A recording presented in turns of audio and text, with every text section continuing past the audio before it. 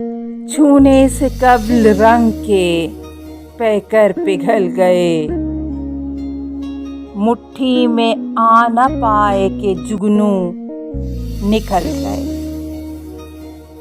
फैले हुए थे जागती नींदों के सिलसिले, आंखें खुली तो रात के मंजर बदल गए।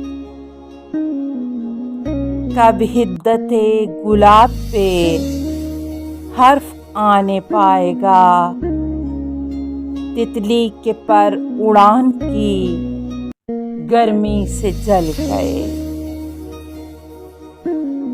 आगे तो सिर्फ रेत के दरिया दिखाई दें, किन बस्तियों की सिमत मुसाफिर निकल गए। फिर चांदनी के दाम में आने को थे गुलाब,